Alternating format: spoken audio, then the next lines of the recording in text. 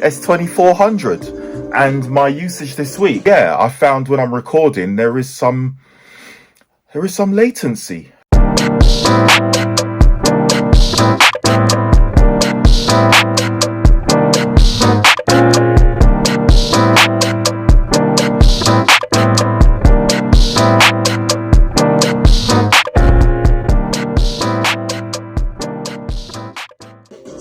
Hey everyone, how you all doing? Hope all is well.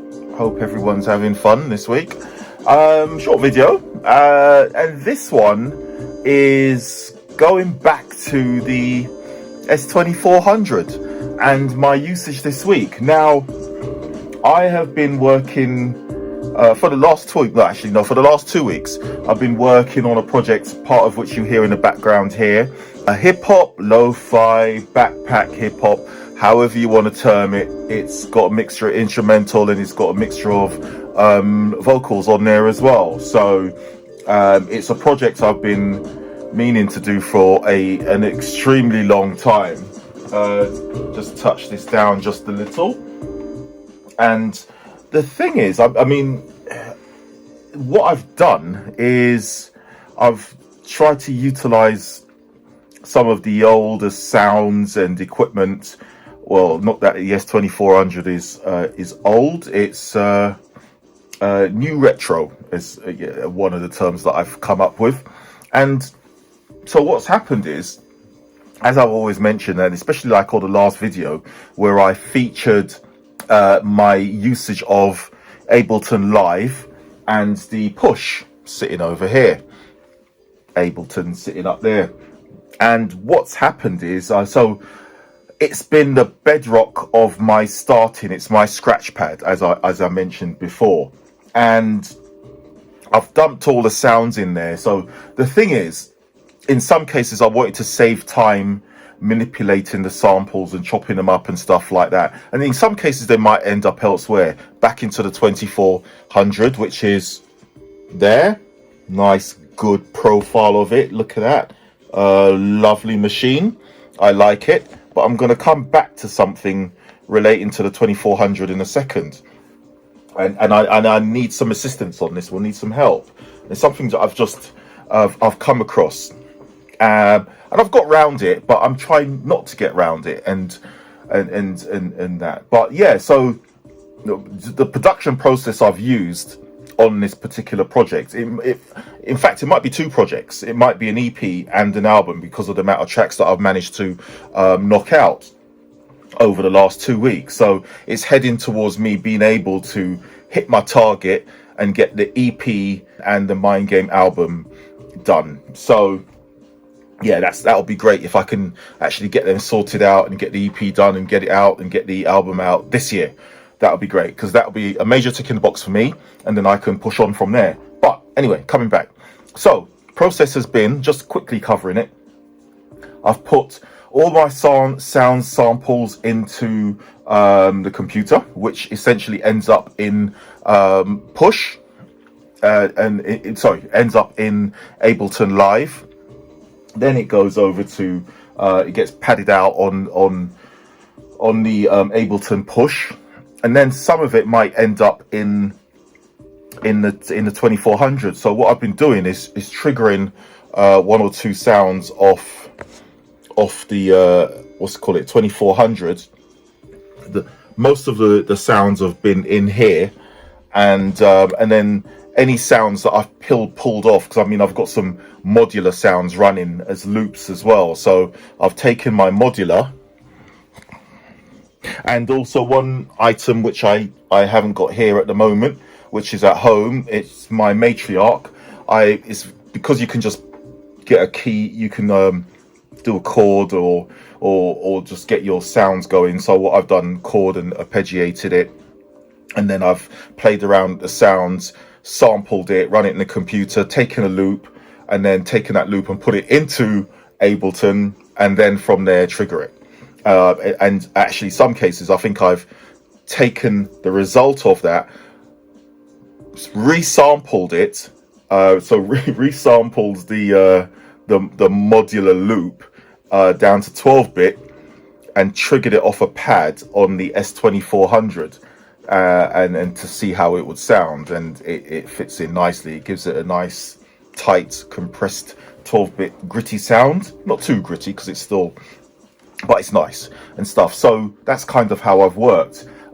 Some of the elements have been triggered by the S2400, and the majority of it has been passed around the Ableton push, and I've chopped up a ton of sounds in there and stuff like that. So that has been my process on this particular project. There are a few other things I wanted to go into, but I needed that quick workflow to get stuff done. From there, I have once I've done the arrangement and got the song right and stuff like that, I've punched it out to I've tracked it out, or shall I say, I've done an export, and it's gone out to Pro Tools. So as we know, many people are switching away from Pro Tools, and I saw there was a couple of weeks ago, there was a whole host of videos about no longer using Pro Tools. Well, for me, yes, I could use something else, but what it does for me, I can chop quickly in there. So what will happen is I'll export the stems from Live into Pro Tools, and then from there I can edit, tweak, and also get vocals dropped on there as well. Also, I might have some other samples and loops running, which I will probably I'll probably dump back into Live if I need to add something more,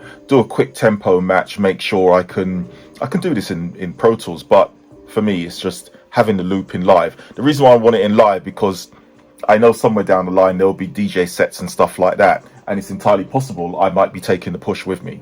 So at least then I've got these stems and all that already laid out, and I can reuse that for something live if I need to.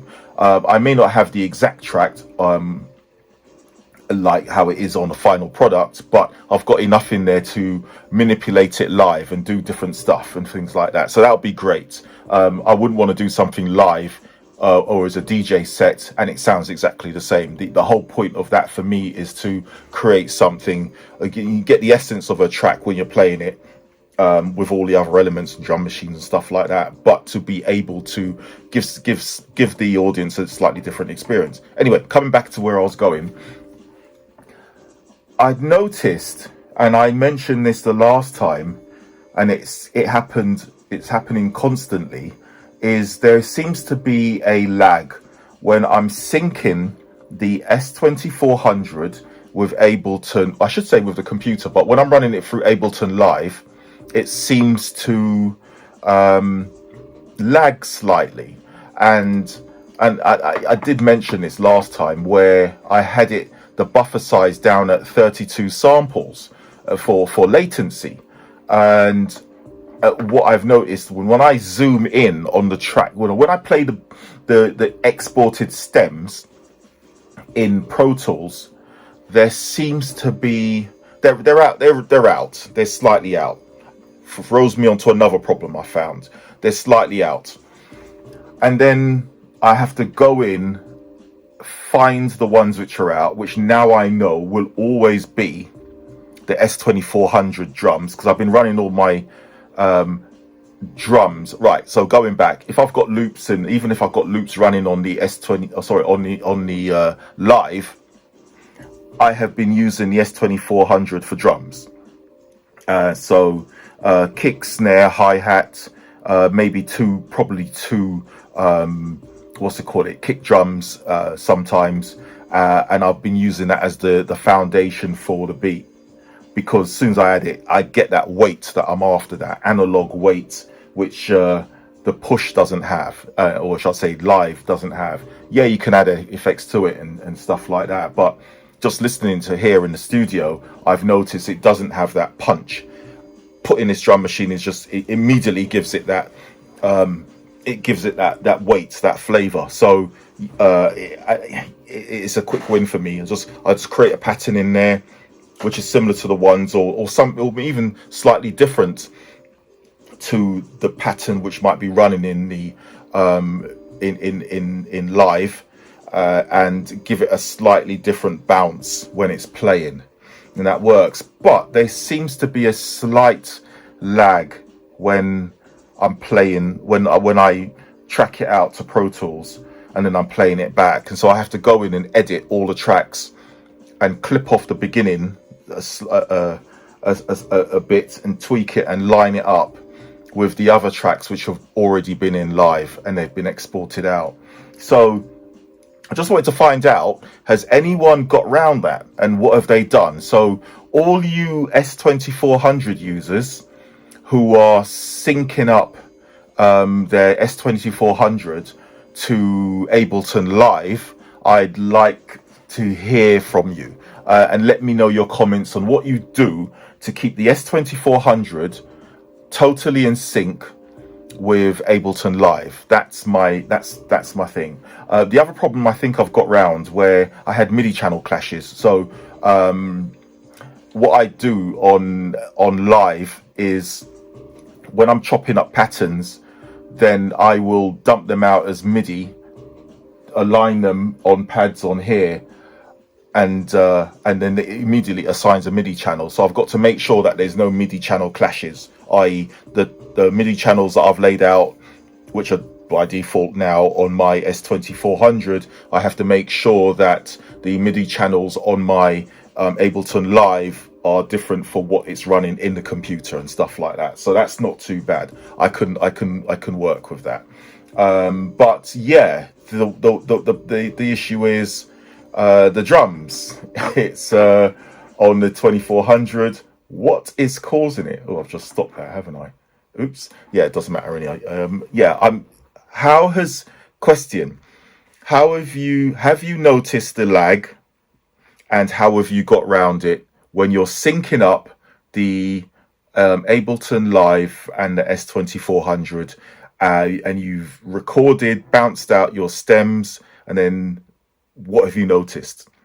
Now I've got it here, and as I said, I've got it down to 32 samples. When you go into live, let's have a quick look. You go into live preferences, and latency, buffer size, 32 samples. It's got a couple of other configurations. Overall latency, so overall latency 4.35 milliseconds. Maybe that's what I'm finding, because it says output latency 4.35 milliseconds. Maybe that's the part I'm chopping off, and that's what I'm seeing. So let me know if you've got around this, and is this a feature, or is this something that I can correct? Because I just want to know if it's something that I have to live with, or is it something that people have found a solution to. So please hit me up.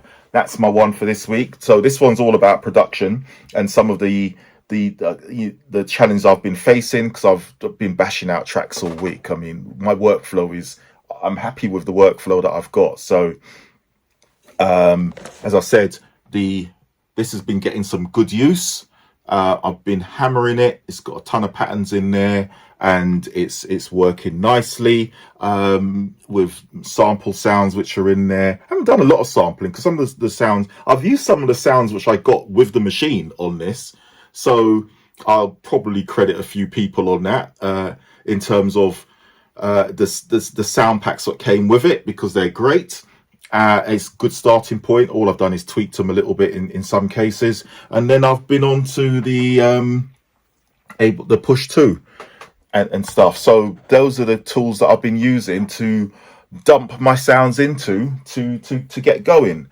But yeah, I found when I'm recording there is some latency, and I just want to know, is it, as I said, is it something I have to live with, or is it something that has been solved by someone, or is there a video that I need to watch, one of the ISLA Instruments videos, just to say, how do you get around it? Just checking. So that's where I am at the moment.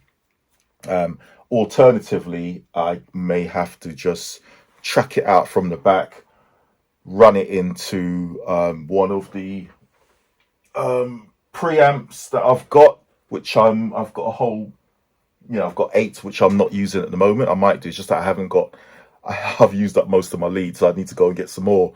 But I need an 8 jack loom to run into it to run the drums out separately if I'm going to do that, and then run it back in into the computer. Not sure. That's an interesting to work out, but I'm working on that one. But yeah, let me know. Have a good week. That's my challenge, and I'll carry on working in the meantime until I find a solution. If I find one, I'll let you know. If I don't, well, that's how it goes. All right, see ya. Have a good one.